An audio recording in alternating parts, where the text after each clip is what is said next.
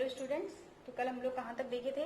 Solutions के type पढ़ रहे थे हम लोग वेपर प्रेशर के अकॉर्डिंग। वाष्प दाब क्योंकि हम लोग पढ़ रहे थे, तो वाष्प दाब के अनुसार विलयन के दो, राउल्ट के नियम के अनुसार या फिर आप लोग कह सकते हो विलयन दो प्रकार के होंगे। तो एक हो जाएगा विलयन में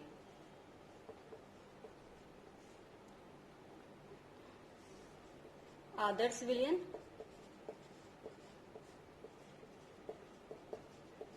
और दूसरा हो जाएगा अनादर्श विलयन, आइडियल सॉल्यूशन और नॉन आइडियल सॉल्यूशन।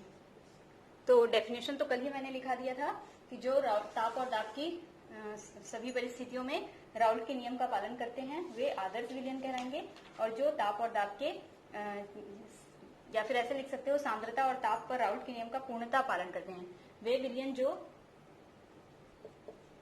सभी सांद्रताओं तथा तापों पर राउल्ट के नियम का पूर्णतः पालन करते हैं आदर्श विलयन कहलाते हैं। लिख लेना आगे, है ना? ठीक। और अनादर्श विलयन में हम लोग क्या लिख लेंगे कि वे विलयन जो अनादर्श विलयन में क्या हो जाएगा, वे विलयन जो राउल्ट के नियम का पालन नहीं करते हैं। यही लिख देना, जो सांद्रताओं तथा संपूर्ण सांद्रताओं तथा तापों पर राउल्ट के नियम का पालन नहीं करते, या सीधे सीधे लिख सकते हो जो राउल्ट के नियम का पालन नहीं करते।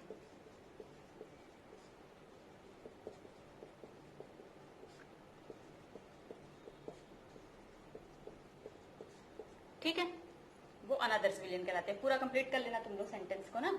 ठीक है, अब राउल्ट का नियम क्या था, तो यहाँ पे आप लोग ऐसे लिख सकते हैं कि राउल्ट का नियम ये कहता था कि जो विलयन का दाब है वो विलेय के दाब और उसके मोल फ्रैक्शन के गुणनफल प्लस विलायक के दाब और उसके मोल फ्रैक्शन के गुणनफल के योग के बराबर होगा। और यहाँ पे क्या हो जाएगा, क्योंकि ये नियम का पालन नहीं कर रहा है तो इज नॉट इक्वल टू लिख देंगे हम लोग PA0 XA plus PB0 XB। ठीक। अब चूंकि ये आदर्श विलयन है तो इनके लिए डेल V का मान जब मिक्स करेंगे तो बराबर 0। मतलब कहने का ये है ना कि जैसे 20 लीटर H2O लिए और 2 लीटर C2H5OH एथिल अल्कोहल लिए, दोनों को मिक्स किए, तो मिक्स करने के बाद ये आयतन है ना 20 लीटर और ये 2 लीटर, तो ये कितना बना 22 लीटर। तो यहाँ पे आयतन कितना था शुरू में, इन दोनों को अगर जोड़ोगे तो शुरू में कितना था V बराबर 22, और बाद में विलयन बनने के बाद कितना आया V बराबर 22। तो ये V1 और ये V2, तो V2 माइनस V1 अंतर को क्या बोलेंगे, आयतन में परिवर्तन कितना हुआ। यहाँ पे मैं लिखूं अगर डेल V बराबर V2 माइनस V1, तो ये कितना आ रहा है, यहाँ पे भी V2 का मान भी 22 है और V1 का मान भी 22 है, तो ये कितना आ रहा है 0। तो मिक्स करने के बाद जो आयतन में परिवर्तन आ रहा है वो कितना आता है 0 आता है। वही मैंने यहाँ पे लिखा है कि डेल V मिक्सिंग कितना है 0 है। ठीक है। और अगर अनादर्श विलयन में देखोगे तो अनादर्श विलयन में क्या होगा कि यहाँ पे 22 लीटर हम लोगों ने मिक्स किया, ठीक है, तो V1 बराबर तो 22 लीटर है, लेकिन जब मिक्स किए तो यहाँ पे जो आयतन है वो 22 लीटर नहीं होगा, या तो वो आयतन अधिक हो जाएगा या तो फिर कम हो जाएगा। मतलब 22 लीटर तो नहीं आएगा, 22 लीटर से ज्यादा या कम कुछ अंतर आएगा वहां पे। तो V1 का मान 22 है लेकिन V2 का मान 22 नहीं है। ठीक। तो अगर मैं डेल V निकालूंगी तो V2 माइनस V1, अगर ये 22 होता ये भी 22 होता तब तो 0 हो जाता, लेकिन अब 22 नहीं है तो ये 0 नहीं आएगा, या तो नेगेटिव आंसर आएगा या फिर पॉजिटिव आंसर आएगा, कुछ ना कुछ आंसर तो आएगा ना। ठीक है, तो डेल V क्या होगा, यहाँ पे डेल V मिक्स करने के बाद 0 के बराबर नहीं आएगा। ठीक, ऐसे ही डेल V तो हो गया। अब इसके अलावा और क्या आ सकता है 0, तो इसके अलावा हम लोग डेल H मिक्सिंग, एंथैल्पी में परिवर्तन। एंथैल्पी में परिवर्तन सेम वही कि जब आपने लिया और जब घोल करके विलयन बना लिया, तो अब इसका एंथैल्पी अगर मान लेते हैं 24 था एंथैल्पी का मान एंथैल्पी का मान, और यहाँ H2 का मान 24 ही होगा, तो H2 माइनस H1 कितना हो जाएगा 0। तो एंथैल्पी में परिवर्तन का मान यहाँ पे क्या आ जाएगा 0 आ जाएगा, पर यहाँ पे एंथैल्पी में परिवर्तन का मान भी 0 नहीं आएगा। मतलब सारे कंडीशन वही ना, ये आदर्श विलयन है तो आदर्श जैसा व्यवहार करेगा। ठीक। अब डेल एस का मान एंट्रोपी में परिवर्तन क्या आता है? एंट्रोपी में परिवर्तन हमेशा पॉजिटिव आना चाहिए। पॉजिटिव कहेंगे तो क्या कहेंगे, मतलब कि डेल एस का मान 0 से ज्यादा, क्योंकि 0 से ज्यादा क्या होता है, 0 से ज्यादा क्या होता है पॉजिटिव, और 0 से कम क्या होता है नेगेटिव, है ना। तो एंट्रोपी में परिवर्तन का मान क्या आना चाहिए, पॉजिटिव आना चाहिए किसी भी अभिक्रिया को खुद ब खुद होने के लिए। तो यहाँ पे आदर्श विलयन बन रहा है, अभिक्रिया खुद से होगी, तो यहाँ पे भी डेल वेक्स का मान क्या होना चाहिए, 0 से ज्यादा आना चाहिए, मतलब पॉजिटिव आना चाहिए, ठीक। और अनादर्श विलयन, क्योंकि यहाँ भी अभिक्रिया हो रही है और यहाँ भी अभिक्रिया हो रही है, तो डेल एस का मान तो यहाँ भी पॉजिटिव ही आना चाहिए, तो यहाँ भी पॉजिटिव, ये सेम रहेगा ना, यहाँ भी और यहाँ भी सेम। वैसे डेल जी मुक्त ऊर्जा में परिवर्तन का मान हमेशा नेगेटिव आना चाहिए, मुक्त ऊर्जा में परिवर्तन नेगेटिव आना चाहिए, तो डेल जी का मान यानी कि 0 कितना होना चाहिए, नेगेटिव, और नेगेटिव होने के लिए इसको क्या होना पड़ेगा, 0 से कम, तो 0 से कम का साइन हम लोग लगाए, वही यहाँ भी होना चाहिए, क्योंकि कोई भी अभिक्रिया खुद से हो रही है तो ये कंडीशन फिक्स होता है कि यही होगा, इसलिए यहाँ पे भी यही है और यहाँ पे भी ये दोनों तरफ, चाहे आदर्श हो चाहे अनादर्श हो, अगर वो अभिक्रिया हो रही है तो ये तो यही रहेगा हमेशा। ये सब में बदलाव आता है इसलिए दोनों में अलग अलग है, पर वो दोनों कंडीशन सेम रहेंगे। तो इतना कंडीशन लिख लेना आप लोग, है ना। अब और इसके अलावा क्या देख सकते हैं, हाँ अब हम लोग ये देखेंगे कि इस कंडीशन कौन सा विलयन आदर्श बनेगा और कौन सा विलयन अनादर्श बनेगा, ठीक। तो पहले मैं अनादर्श विलयन को 2 भागों में बांट देती हूँ ना। अनादर्श विलयन भी 2 भाग के दो प्रकार के होते हैं, तो मैं पहले इसको मिटा रही हूँ, फिर 2 भागों में बांट देंगे, फिर सब कंडीशन को पढ़ेंगे। तो आदर्श विलयन वाला कॉलम भी मैंने मिटा दिया अभी आप लोग को, लेकिन आदर्श विलयन को नहीं मिटाना, उसमें और अभी हम लोग देखेंगे। तो ये तो आदर्श विलयन का सेक्शन हो गया, ठीक। यहाँ पे हम लोग बना देते हैं अनादर्श विलयन को 2 प्रकार के। एक धनात्मक विचलन वाले आदर्श विलयन, सॉल्यूशन विथ पॉजिटिव डेविएशन बोलते हैं। तो धनात्मक विचलन प्रदर्शित करने वाले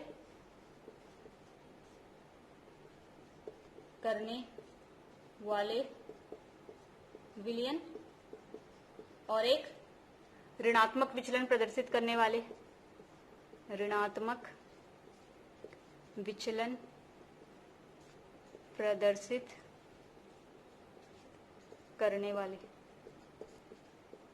इसको नेगेटिव डेविएशन और उसको पॉजिटिव डेविएशन बोलते हैं। नेगेटिव डेविएशन मतलब कम आएगा आंसर यहाँ पे, और यहाँ पे ज्यादा आएगा पॉजिटिव डेविएशन, ठीक है। मेरे ख्याल से दिख रहा होगा आप लोगों को, यहाँ पे पॉजिटिव डेविएशन हो गया। तो इसको भी मैं ऐसे कर दे रही हूँ ताकि अलग अलग तीनों को हम लोग सेक्शन बना के लिख सकें, ठीक है। अब नेगेटिव डेविएशन, आदर्श विलयन का कंडीशन क्या था कि आदर्श विलयन का कंडीशन था कि PS बराबर PA0XA प्लस PB0XB, और अनादर्श विलयन का कंडीशन क्या था, PS is not equal to PA0XA plus PB0XB, ये था कंडीशन, है ना। तो नॉट इक्वल टू, ये इक्वल होगा दोनों का मान, अगर इसका मान इन दोनों को जोड़ने पे 2 आ रहा है तो इधर भी 2 ही आएगा, ठीक। लेकिन यहाँ पे इन दोनों को जोड़ने पे अगर 2 आ रहा है इधर, तो यहाँ पे इधर वाला क्या होगा, या तो 2 से अधिक 3 होगा या तो 2 से कम 1 होगा। तो अगर कम होगा तो उसको हम लोग क्या बोलेंगे, ऋणात्मक विचलन वाला, और अगर अधिक होगा तो उसको हम लोग क्या बोलेंगे, धनात्मक विचलन वाला, पॉजिटिव, ठीक है। तो इसका मतलब अधिक हो रहा है तो हम लोग क्या लिख सकते हैं, PS का वैल्यू ज्यादा आएगा PA0XA प्लस PB0XB के जोड़ने से जो आंसर आ रहा है उससे। इन दोनों को जोड़ने से अगर 2 आ रहा है तो इसका आंसर कितना आएगा, 3, ठीक है। और यहाँ पे क्या आएगा, कम आएगा, मतलब PS का मान कम आएगा PA0XA प्लस PB0XB से। अगर ये दोनों को जोड़ने पे 2 आता तो इसका मान 1 आता, मतलब 2 से कम, 1 ही नहीं, ऐसा नहीं एकदम रिजिट नहीं हो जाना है कि 2 ही आएगा और 3 ही आएगा। सब मैं समझाने के लिए केवल आप लोगों को एग्जांपल देती हूँ, ठीक है। इतना हो गया। अब देखो ऐसा क्यों होता है कि इसका मान तो बराबर आता है, आदर्श विलयन है, ये अनादर्श विलयन है, दोनों, ऐसा क्यों होता है। तो देखो कुछ विलयन कैसे बनते हैं ना, जैसे मान लो मैं सपोज मैं एग्जाम्पल के तौर पे आप लोगों को एक बता रही हूँ कि अगर यहाँ पे एक पात्र में, इधर एक पात्र है, इसमें मैंने लिया है AA नाम का कोई पदार्थ है, ठीक, AA नाम का कोई पदार्थ है, और यहाँ पे BB नाम का कोई पदार्थ है, ठीक। ये पदार्थ A हो गया और ये BB हो गया। इन दोनों को मैंने मिक्स किया और विलयन बनाया, ठीक। तो यहाँ AA भी आ गया और BB भी आ गया, विलयन बन गया। अब AA और BB आ गए तो दोनों मिक्स हो गए, दोनों ने विलियन बना लिया। इसका मतलब साफ है कि दोनों क्या हो गए होंगे, आपस में किसी न किसी तरह से, किसी न किसी आकर्षण बल से जुड़ गए होंगे। तो क्या होना होगा, ए कुछ ए रहेंगे, कुछ बी रहेंगे, और कुछ में क्या हो जाएगा, ए यहां से बी के साथ आ जाएगा तो ए बी बन जाएगा यहाँ पे। ठीक है, पहले ए था और बी था, ये दोनों जुड़ करके अब क्या बना लेंगे, ए बी। ये बनना है, यही है ना विलियन। तो ये क्या बन गया, विलियन बन गया। तो जब आदर्श विलियन बनता है ना, अब देखो, अब ये विलियन बनना कैसे निर्भर करेगा, अगर ए और ए के बीच में बहुत मजबूत बंध है, ठीक, और बी के बीच में बहुत कमजोर बंध है, तो ये तो आसानी से टूट जाएगा, पर इसको टूटने में क्या लगेगा, अधिक ऊर्जा लगेगी ना। तो ये जल्दी नहीं टूटेगा तो जल्दी नहीं घुलेगा, इसका मतलब साफ है, क्लियर है। लेकिन अगर दोनों के बीच में बराबर आकर्षण हो, यहाँ पे ए और ए के बीच में जो आकर्षण है या जो भी बंध है वो, और यहाँ पे बी और बी के बीच में जो बंध है वो, दोनों का वैल्यू बराबर हो, तो ये भी सेम टाइम पे टूट जाएगा, ये भी सेम टाइम पे टूट जाएगा, और ये दोनों आसानी से ए बी बना लेंगे। ठीक, अब अगर ये ए बी बन गया और इस ए बी का, थोड़ा सा इधर लिखती हूं मैं, इस ए बी के बीच में जो बंध बना है वो इन्हीं के बराबर बना है जितना ए का था, मतलब ए के बीच में बॉन्ड, बी के बीच में बॉन्ड, और जो ए बी बना वो भी बॉन्ड बराबर है। तो बहुत अच्छी बात है भाई, ठीक है, ये कंडीशन यहां जाएगा आदर्श विलियन में। लेकिन अगर ए के बीच में बॉन्ड, बी के बीच में बॉन्ड, और ए बी के बीच में बॉन्ड बन गया बहुत मजबूत, ये तो चलो एक जैसा था मान लेते हैं, लेकिन यहाँ पे मजबूत बॉन्ड बन गया, तो कंडीशन इधर आ जाएगी अनादर्श विलियन की। या यहाँ पे एकदम कमजोर बॉन्ड बन गया इन दोनों की अपेक्षा, तो भी कंडीशन कहाँ आ जाएगी, अनादर्श विलियन में। तो ये वाला जो कंडीशन है कि आइडियल अगर किसी सॉल्यूशन को बनना है, कोई अगर सॉल्यूशन आइडियल बनेगा तो उसमें क्या होना चाहिए, जो इंट्रैक्शन होना चाहिए या जो आकर्षण बल होना चाहिए वो विलेय के कणों के मध्य और विलायक के कणों के मध्य जितना आकर्षण है उतने ही विलियन में विलेय और विलायक दोनों के कणों के मध्य भी बने, उतने ही का आकर्षण बने। तो आप लोग इसको लिख सकते हो कि यहाँ के लिए कंडीशन क्या होना चाहिए, ए बराबर बी बराबर ए बी होना चाहिए। यहाँ पे नीचे में लिख लेना बेटा, बोल रही हूं मैं, लिख लेना, फिर तुम लोग लिखते नहीं हो। विलेय के कणों के मध्य आकर्षण, विलायक के कणों के मध्य आकर्षण, विलेय तथा विलायक के कणों के मध्य आकर्षण, विलेय के कणों के मध्य आकर्षण, विलायक के कणों के मध्य आकर्षण, विलेय तथा विलायक के कणों के मध्य आकर्षण। अब ऐसा कब होगा, तभी होगा जब विलेय और विलायक दोनों आप ऐसा लो जिसमें सेम प्रकार का बॉन्ड हो। जैसे फॉर एग्जांपल यहाँ पे मैं लूं तो एग्जांपल के तौर पे हो जाएगा C2H6 प्लस C3H8। यहाँ पे क्या है ना, C2H6 और C3H8, इधर एग्जांपल बना के मैं बता देती हूँ। C2H6 इधर इस पात्र में, इसी का कई सारा अणु होगा, C2H6, ठीक है। तो इसके अणु और इसके अणु के बीच में जो बॉन्ड है ये हो गया विलेय, ठीक है। अब इधर विलायक ले लेते हैं, विलायक में क्या है, C3H8, तो इसके अणु, इनके मध्य में जो आकर्षण है, इंट्रैक्शन है, ये दोनों इंट्रैक्शन का मान एक बराबर होता है, क्योंकि दोनों ही यहाँ पे वांडरवाल इंट्रैक्शन है, और वांडरवाल इंट्रैक्शन है तो दोनों के बीच में बराबर इंट्रैक्शन होगा, वांडरवाल आकर्षण बल से जुड़े हुए हैं, ठीक।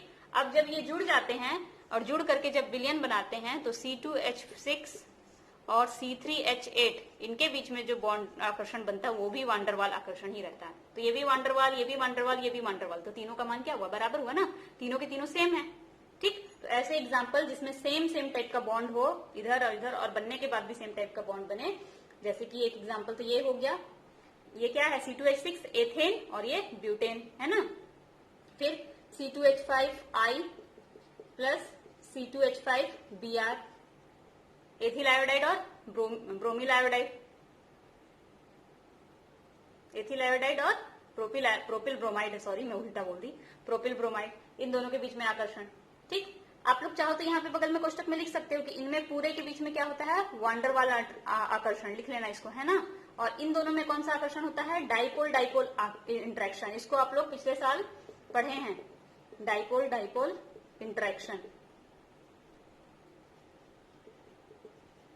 ठीक। या फिर तीसरा हम लोग ले सकते हैं मेथिल अल्कोहल और एथिल अल्कोहल, देखो दोनों एक ही टाइप के हैं, तो एक ही जैसा बॉन्ड होगा, और बनेंगे जब विलयन बना लेंगे तो भी एक ही जैसा बॉन्ड आएगा। ठीक, अब दूसरा कंडीशन मैंने क्या बोला था कि ए के बीच का आकर्षण, बी के बीच का आकर्षण और ए के बीच का आकर्षण जो हो वो अलग अलग हो, मतलब ए के बीच में जो आकर्षण होगा वो और बी के बीच में जो आकर्षण होगा वो, उससे ए बी के बीच में जो आकर्षण होगा, गलत हो गया, उससे ए बी के बीच में जो आकर्षण होगा वो कम होगा।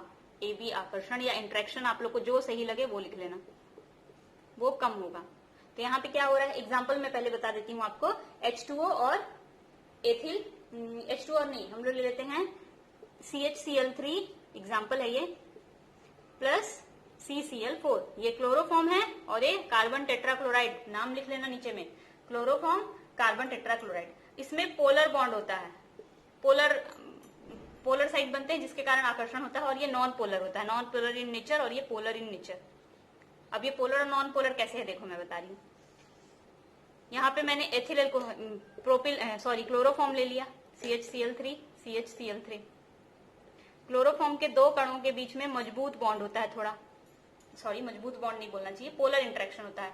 पोलर इंटरेक्शन मतलब कैसे ना, देखो CH और Cl के 3 अणु हैं, तो ये ऋणावेशित हो जाता है, ये धनावेशित हो जाता है, इसी को बोलते हैं पोलर, धन और ऋण बन जाना। ठीक है, लेकिन CCl4 में ऐसा पॉसिबल नहीं है, क्योंकि इसमें चारों तरफ तो क्लोरीन ही लगा है, तो किधर धन और किधर ऋण आएगा, इसमें ऐसा पॉसिबल नहीं है, तो ये पोलर नहीं होता है। ठीक, तो यहाँ पे पोलर इंटरेक्शन, CCl4 का एक अणु, CCl4 का 2 अणु, इसके बीच में बॉन्ड, तो दोनों, तो ये वाला पोलर इंटरेक्शन से जुड़ा है और ये वाला नॉन पोलर, ध्रुवी और अध्रुवी बोलते हैं ना, तो दोनों का मान तो बराबर नहीं ही होगा ना कुछ तो अलग ही होगा।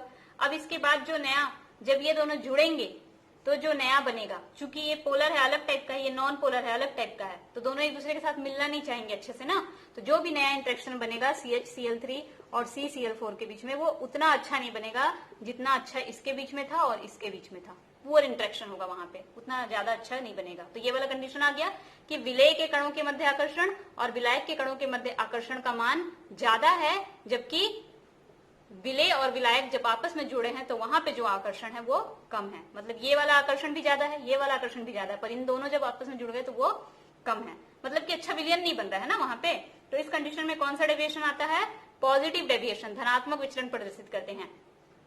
अब देखो ऐसा क्यों हुआ ना, इसके बीच आकर्षण अच्छा था, अब इसको मैं फिर से समझा रही हूं। यहाँ पे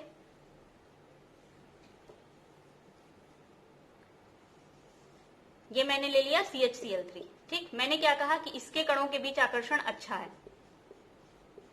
ठीक, फिर मैंने ले लिया CCl4, इसके कणों के बीच भी आकर्षण अच्छा है। अब जब इन दोनों मिल करके बने, इसको ऐसे कर दे रही हूं ड्राइंग, इन दोनों मिल करके जब विलायक बनाए तो एक इसका कण आ जाता है, एक इसका कण ले लो, इसका, इस टाइप का कुछ कंडीशन आएगा। अब इनके बीच में क्या है, आकर्षण कम है और इनके बीच में आकर्षण क्या है, अधिक है, दोनों के बीच में। तो जब इनके बीच में आकर्षण अधिक है, मतलब ये वाला बॉन्ड मजबूत है यहाँ पे, ठीक, यहाँ पे भी मजबूत बॉन्ड बना देती हूँ, और यहाँ पे तो कमजोर बॉन्ड है। तो देखो जब ये वाष्प बनेंगे तो इसको ऊपर जाना होगा वाष्प बन के, मतलब ये वाला बॉन्ड तोड़ना पड़ेगा, तोड़ेगा तो ज्यादा ताकत लगेगा ना उसको, क्योंकि वो मजबूत बॉन्ड है। ये सब ऊपर जाने के लिए तो इनको वाष्प बनने में ये अच्छा वाष्प नहीं बन पाएंगे, इनका वाष्प दाब क्या आएगा, कम आएगा।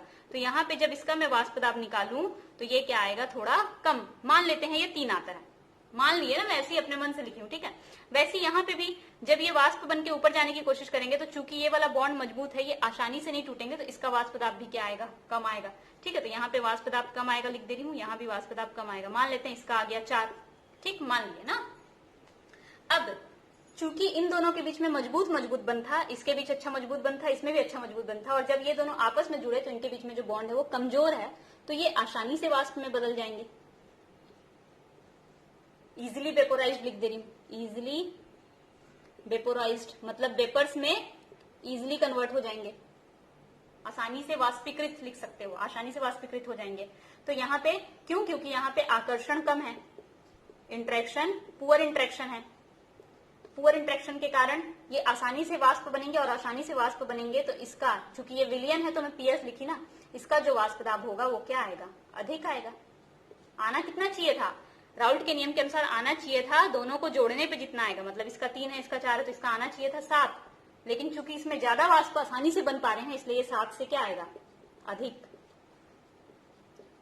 तो देखो 7 से अधिक आ रहा है ना, सॉल्यूशन का वेपर प्रेशर कितना आता है, इन दोनों को जोड़ने से जो आता है उससे अधिक। इसी को कहते हैं धनात्मक विचलन वाले, धनात्मक विचलन प्रदर्शित करने वाले विलयन। ठीक है, पॉजिटिव डेविएशन दिखा रहे हैं। अब इसके एग्जांपल्स मैंने बताया, जैसे कि क्लोरोफॉर्म, और बुक में एग्जांपल लिखा हुआ है, आप लोग लिख लेना देख करके।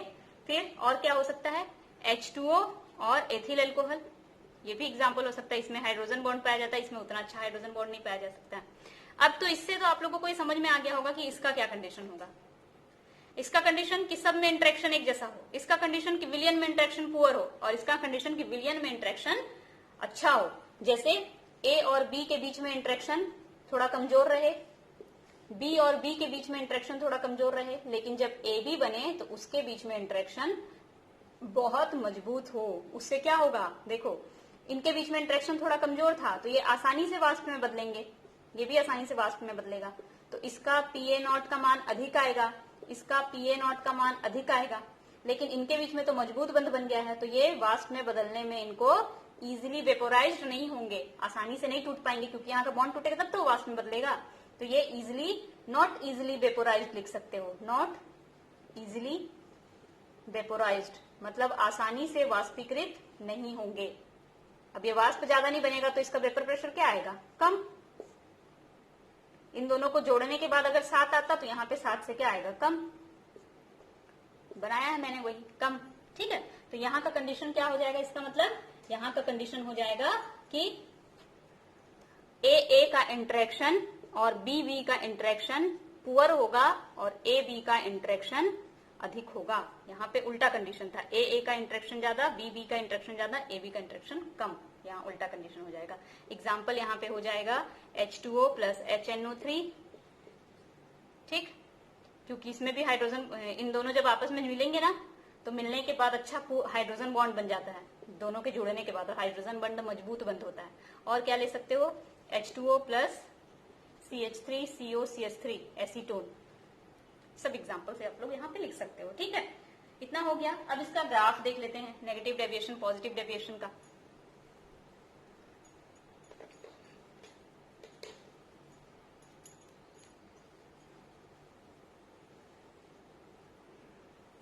विलियन के लिए हम लोग ग्राफ कैसे बनाए थे, कल भी हम लोग ग्राफ बनाए थे। एक मिनट ना,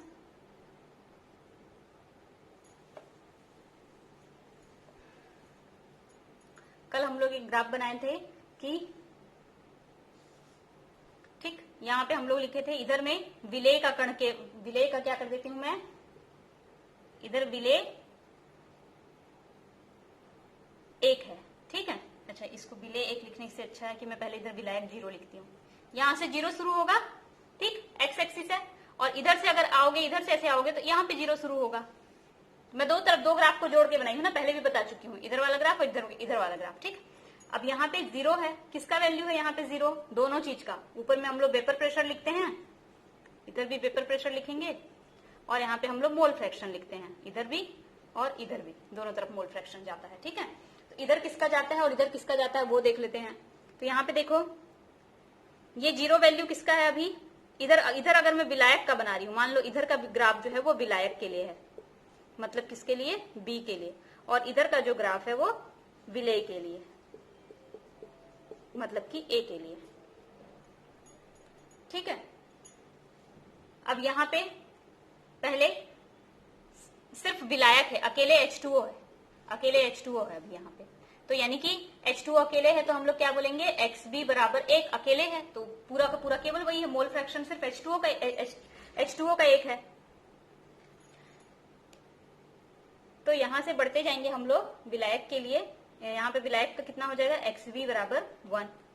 ठीक, आगे बढ़ते जाएंगे, इसमें हम लोग ऐड करते जाएंगे, NaCl मान लो ऐड करते जा रहे हैं, सोडियम क्लोराइड ऐड करते जा रहे हैं, तो Xb का मान कम होते जाएगा क्योंकि NaCl भी ऐड होते जा रहा है ना। तो Xb का मान 0.8 होगा, फिर 0.9 होगा, फिर 0.7 होगा, 0.6 होगा, एक बार कितना हो जाएगा 0। तो आगे बढ़ते जाओगे तो यहाँ पे Xb का मान कितना हो जाएगा 0। ठीक, तो यहाँ पे Xb का मान 0 हो गया और यहाँ पे Xa का मान 0 होगा और यहाँ Xa का मान 1 होगा। यहाँ अकेले विलेय की बात कर रहे हैं और यहाँ अकेले विलायक की बात कर रहे हैं। ठीक, और बीच का जो कंडीशन है मतलब यहाँ तक अकेले अकेले हैं और यहाँ पे विलयन की बात हो रही है। ये पूरा फिर विलयन का एरिया आ गया, ये पूरा विलयन का एरिया आ गया। ठीक है, तो जब विलेय है केवल तो विलेय का मात्रा बढ़ते जाएगा वाष्प दाब। यहाँ XA बराबर 1 A लिखा है ना मैंने, XA बराबर 1, पता नहीं आप लोगों को दिख रहा है कि नहीं। तो यहाँ से बढ़ते जाता है विलय, ऐसे करके ऐसे ही ग्राफ बनाई थी मैं और ये ऐसे। ठीक, ये वाला जो वैल्यू आता है ये, चूंकि ये विलेय का ग्राफ है तो विलेय का वाष्प दाब शुद्ध अवस्था में, और ये विलायक का ग्राफ है इसलिए ये विलायक का वाष्प दाब शुद्ध अवस्था में। ठीक, और जो ये बीच का कंडीशन है ये किसका है, विलयन का। PS बराबर PA not XA plus PB not XB। ठीक, ये इसका ग्राफ है, मैं इसके लिए बना दी, इधर बना दी, सॉरी गलती से, है ना, यही होता है। ठीक, लेकिन यहाँ पे हम लोग क्या बोल रहे हैं कि PS का मान क्या आएगा, ज्यादा आएगा, और यहाँ पे हम लोग क्या बोल रहे हैं, PS का मान कम आएगा। तो मैं पहले ये कम वाला ग्राफ बना देती हूँ यहाँ पे।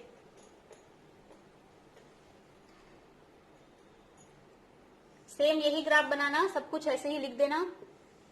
यहाँ पे XB बराबर 0 और XA बराबर 1 लिख देना। ठीक, आई होप आप लोगों को दिख रहा हो। यहाँ पे XA बराबर 0 और XB बराबर 1। ठीक, अगर नहीं दिख रहा होगा तो मैं बोल रही हूँ, आप लोग सुन लेना। अब चूंकि ये वाला मान क्या आना है, कम आना है, यानी कि सारा जो ग्राफ ऐसे जाने वाला था वो नीचे की ओर जाएगा, कम कम। जो वैल्यू यहाँ आने वाली थी वो कम आएगी, कम आएगी, कम आएगी, कम आएगी, ऐसे कम आएगी। तो ग्राफ कैसा हो जाएगा, ऐसा, इधर वाला भी ऐसा, और ये वाला वैल्यू भी कम आएगा तो ये ऐसा। ठीक, बाकी सब सेम, सारा डाटा लिख लेना आप लोग ऐसे ही, PA नॉट PB नॉट, और यहाँ पे लिख देना PS का मान कम आ रहा है PA not XA plus PB not XB से। ठीक है, अब इसका धनात्मक विचलन वाले का ग्राफ में कहाँ बनाऊं, इसी को बना दे रही हूँ। आदर्श विलयन के लिए ये वाला ग्राफ है ना, इसको यहाँ उतारो। ठीक है, यहाँ पे मैं दूसरा ग्राफ बना रही हूँ।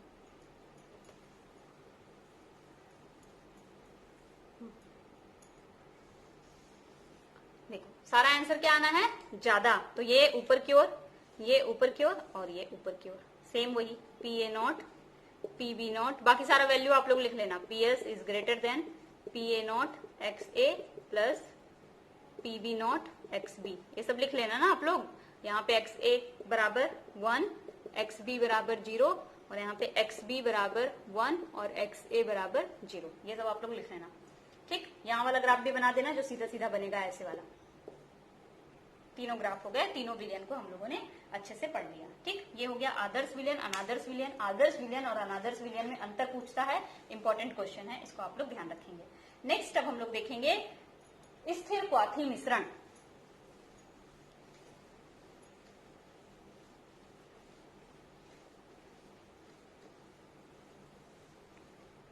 स्थिर क्वाथी मिश्रण,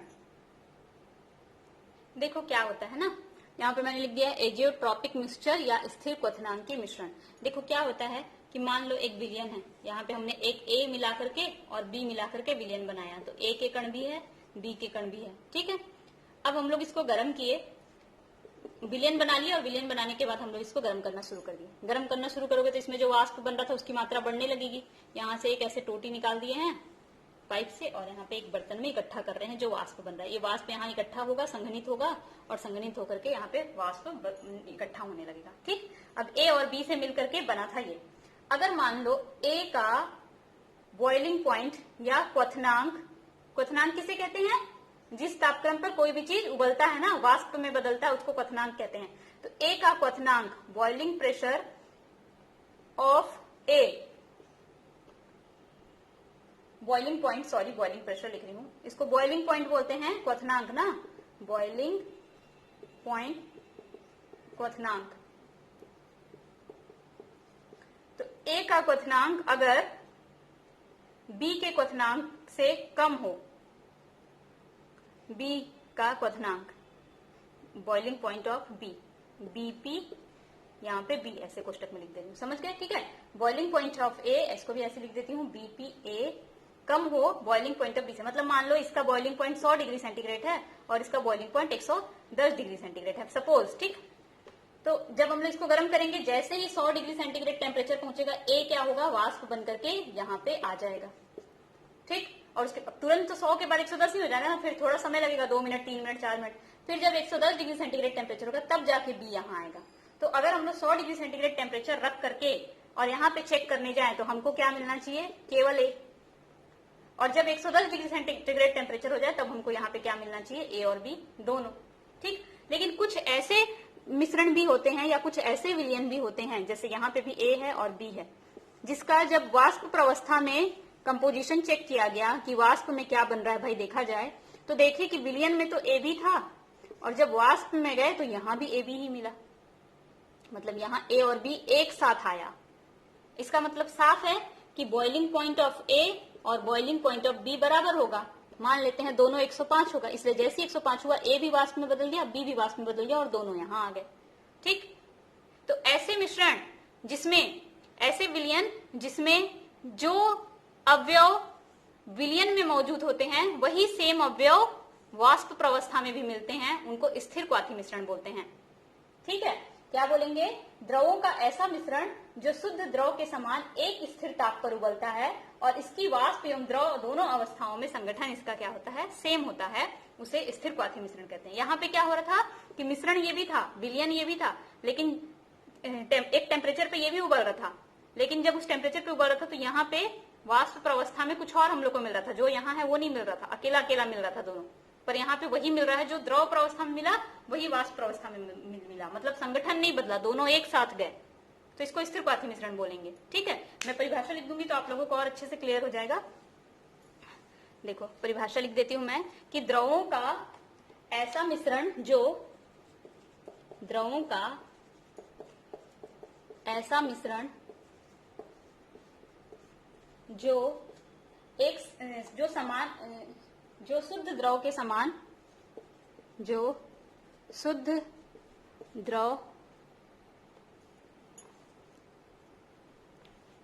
द्रव के समान एक निश्चित या स्थिर ताप पर उबलता है, एक स्थिर ताप पर उबलता है तथा इसकी वाष्प प्रावस्था और द्रव प्रावस्था दोनों का संगठन, वाष्प प्रावस्था तथा द्रव प्रावस्था दोनों का संगठन एक समान होता है, दोनों का संगठन एक समान होता है, स्थिर क्वाथी मिश्रण कहलाता है। इसको पूरा लिख लेना आप लोग, स्थिर क्वाथी मिश्रण कहलाता है, ठीक है। और हम लोग क्या बोल सकते हैं, इसको हम लोग कांस्टेंट बॉइलिंग मिश्रण भी बोल सकते हैं, कांस्टेंट बॉइलिंग मिक्सचर, स्थिर ताप पर उबलता है लिखा है ना, इसीलिए जो एक कांस्टेंट बॉइलिंग टेम्परेचर पर उबलता है, ठीक है। और इसको क्या कह सकते हैं, मतलब जो हम लोग प्रभाजी है उसको अलग अलग नहीं कर सकते, ए और बी को अलग अलग नहीं कर सकते, दोनों एक साथ ही वाष्प में भी जाता है ना। इसका द्रव प्रवस्था और वाष्प प्रवस्था दोनों में कंपोजिशन क्या होता है, सेम होता है। ये भी दो प्रकार के होते हैं, एक निम्नतम क्वथन स्थिर क्वाथी मिश्रण, एक होता है क्या बोलेंगे उसको, मिनिमम बॉइलिंग एजियोट्रॉप, मिनिमम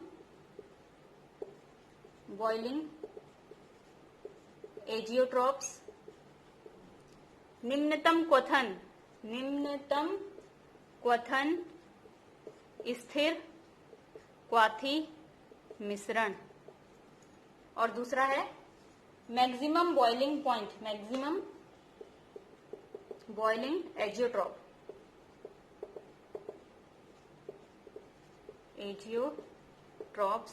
और इसको क्या बोलेंगे, निम्नतम था तो ये उच्चतम क्वथन स्थिर क्वाथी मिश्रण। क्लियर है? तो अब हम लोग देखेंगे मिनिमम क्वथन स्थिर क्वाथी मिश्रण या निम्नतम क्वथन स्थिर क्वाथी मिश्रण क्या होते हैं। तो आप लोग हेडिंग डाल लेना, दोनों को ऐसे एक तरफ मिनिमम वाला डाल लेना और एक तरफ मैक्सिमम वाला डाल लेना, ऐसे करके बना लेना ना।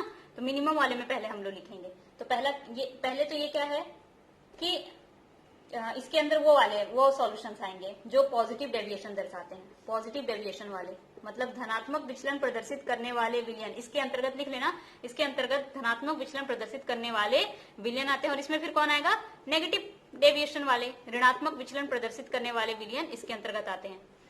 देखो उल्टा है ना, मिनिमम वाले में धनात्मक वाला है और मैक्सिमम वाले में ऋणात्मक वाला है, उल्टा है, इसको ध्यान रखना, ठीक है।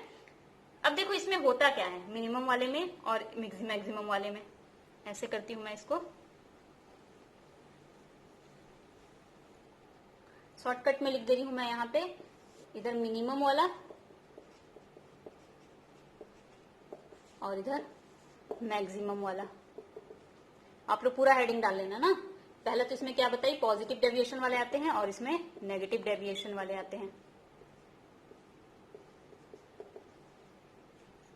अब इसमें क्या होता है ना कि अगर ए बी कोई सॉल्यूशन है, ए बी कोई सॉल्यूशन है, विलयन है, और ये बना किससे है, ए और बी से। तो देखो अगर ए का बॉइलिंग पॉइंट 75 डिग्री सेंटीग्रेड है मान लो, और बी का बॉइलिंग पॉइंट 125 डिग्री सेंटीग्रेड है मान लिए, तो जो विलयन बनता है ना, इसका जो बॉइलिंग पॉइंट आता है वो 75 से कम आता है, जो नया विलयन तैयार हुआ। मतलब यहाँ पे एक हम लोग ले लिए थे H2O और यहाँ पे हम लोग ले लिए थे सपोज XYZ कुछ भी, ठीक है। H2O का क्वथनांक कितना होता है 100 डिग्री सेंटीग्रेड और X का क्वथनांक मान लेते हैं 150 डिग्री सेंटीग्रेड था।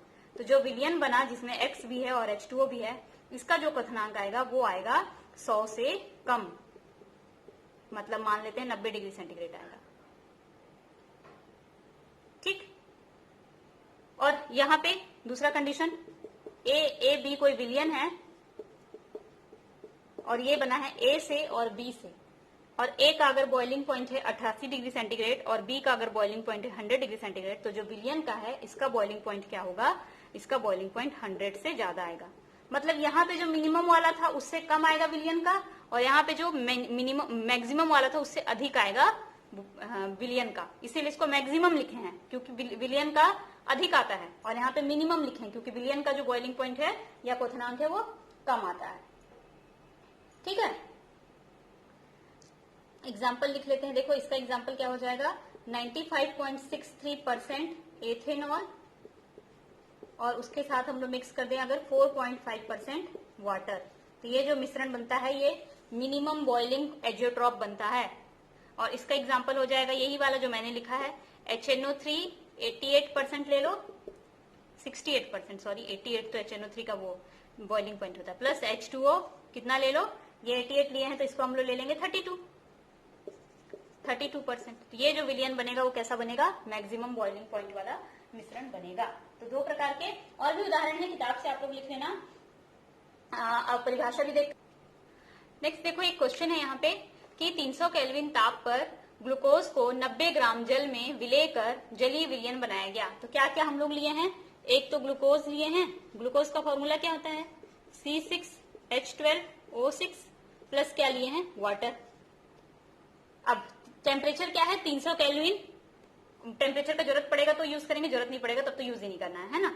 ग्लूकोज को पानी में घोले और क्या बना लिए, विलयन बन गया ग्लूकोज का, ठीक।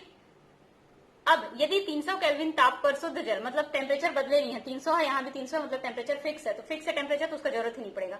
शुद्ध जल का वाष्प दाब, शुद्ध जल का वाष्प दाब मतलब जब विलयन में घोले नहीं थे तब ये शुद्ध जल का वाष्प दाब, तो शुद्ध रहता है तो नॉट लगाते हैं ना, और जल क्या होगा विलायक, यानी कि ये, और ये क्या होगा विलय, सॉरी बी, और ये वाला विलय का काम करेगा ए, ठीक। आप चाहो तो नीचे लिख देना, ये विलय यानी कि सॉल्यूट का काम करेगा और ये किसका काम करेगा, विलायक का। तो ये PB नॉट हो गया, कितना हो जाएगा, ये कितना दिया है, यदि 300 केल्विन ताप पर शुद्ध जल का वाष्प दाब 32.8 मिलीमीटर पारे के दाब के तुल्य है, मतलब 32.8 मिलीमीटर Hg पारे के दाब के तुल्य है, मतलब मात्रक बताने की कोशिश कर रहा है ना। यहाँ पे बना है विलयन, ठीक। अब इसका भी कुछ वाष्प दाब होगा भाई, ग्लूकोज है तो PA नॉट दिया नहीं है यहाँ पे, तो ऐसी खाली छोड़ दे रही हूं मैं, दिया तो है नहीं। अब विलियन नया बना है तो विलियन का भी कुछ दाब होगा, क्या है पता नहीं, वो देखना है। अच्छा करना क्या है, तो विलियन का दाब क्या होगा, अच्छा विलियन का ही दाब ज्ञात करना है, तो ये तो ज्ञात करना है। ठीक, ये दिया हुआ है, केवल क्वेश्चन में यही दिया हुआ है। और क्या दिया हुआ है, ग्लूकोज को कितना लिए हैं हम लोग, ग्लूकोज को 90 ग्राम लिए हैं, तो W दिया हुआ है, W बराबर 90 ग्राम ग्लूकोज का। तो मैं W ना लिख करके क्या लिखूं, ग्लूकोज का दिया है तो WA बराबर 90 ग्राम। सबसे पहले विलियन का दाब निकालना है, तो राउल्ट के नियम के अनुसार विलियन का दाब किस पे निर्भर करता है, विलेय के वाष्प दाब और विलायक के वाष्प दाब। तो विलेय किस पे निर्भर करता है, विलेय और विलायक के वाष्प दाब पे निर्भर करता है। ठीक, अब विलेय का वाष्प दाब कैसे लिखेंगे, PA0 into XA plus PB0 into XP, यही होगा फॉर्मूला। लेकिन यहाँ पे जो विलेय है वो ग्लूकोज है और ये कैसा है, अवाष्पशील। और जब अवाष्पशील विलेय युक्त विलयन लिखे थे तो विलयन का वाष्प दाब किस पे निर्भर करता था, केवल और केवल विलायक पे। विलेय वाला वैल्यू तो 0 हो जाता था ना, तो क्या हो जाएगा, PS बराबर PB0 XB, यही फॉर्मूला पुट करेंगे हम लोग। तो PS तो ज्ञात ही करना है, PB0 का वैल्यू तो भाई दिया हुआ है, XB हम लोग को निकालना है। XB क्या है, विलायक का मोल प्रभाज, विलायक का मोल प्रभाज। और मोल प्रभाज का फॉर्मूला क्या होता है, जिसका मोल प्रभाज निकाल रहे उसके मोलों की संख्या, तो विलायक के मोलों की संख्या बटे कुल मोलों की संख्या। कुल मोल की संख्या क्या होगी, विलेय तथा विलायक दोनों के मोलों की संख्या, विलेय प्लस विलायक के मोलों की संख्या, यही होगा ना। ठीक, तो यानी कि हम लोगों को विलायक के मोलों की संख्या चाहिए, और विलायक के मोलों की संख्या को किससे दर्शाते हैं, NB।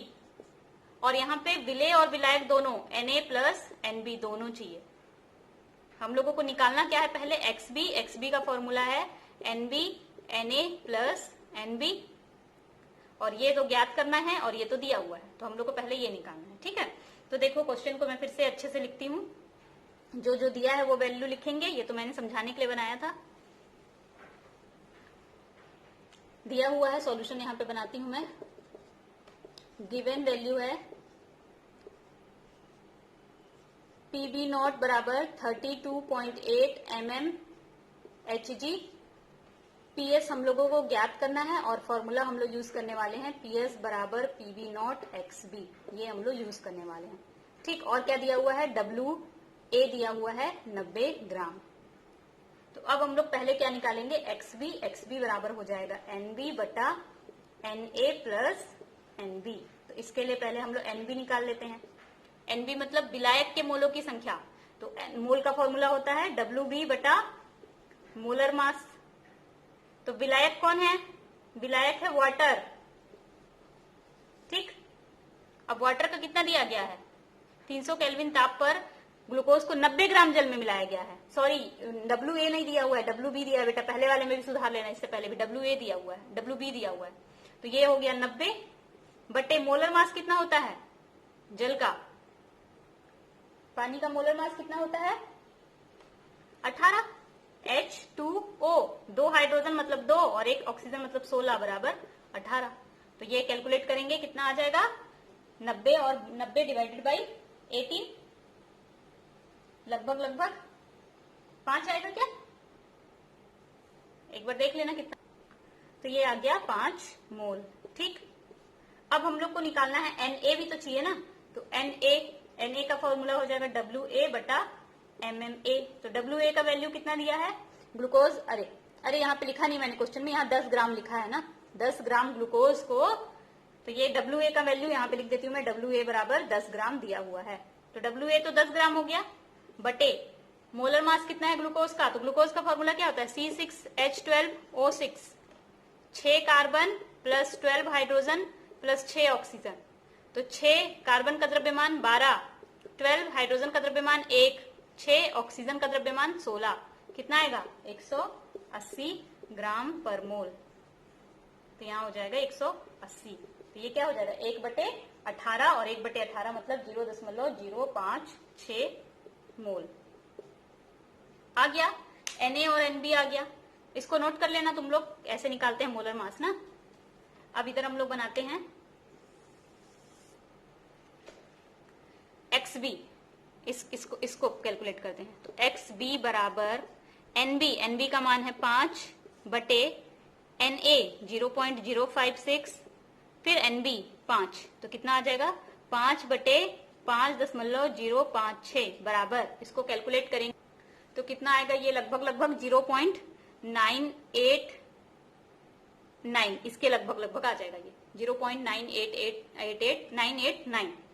अब इस वैल्यू को हम लोग पुट कर देंगे, ये वाली वैल्यू को इस फॉर्मूले में। तो PS बराबर PB नॉट XB, तो विलयन का वाष्प दाब बराबर विलायक का शुद्ध अवस्था में वाष्प दाब 32.8 गुणित विलायक का मोल प्रभाव 0.989।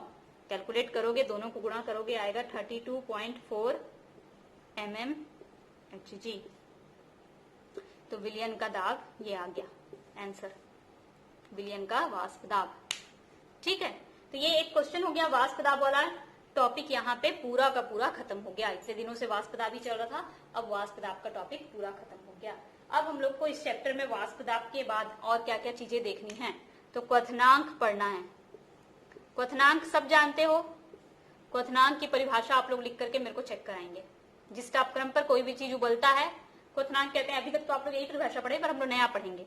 और क्या पढ़ना है, क्वथनांक के अलावा हिमांक, जिस पर कोई भी चीज जम जाता है, हिम में बदल जाता है, और परासरण दाब। ये 3 चीजें अभी हम लोग सिर्फ क्या पढ़े हैं, वाष्प दाब। सबसे बड़ा टॉपिक यही था। अब ये 3 टॉपिक भी हैं। तो पहले क्वथनांक किसे कहते हैं, हिमांक किसे कहते हैं, परासरण दाब किसे कहते हैं, ये एक पेज में आपकी परिभाषा लिखी होनी चाहिए। कल हम लोग पढ़ेंगे इनके बारे में।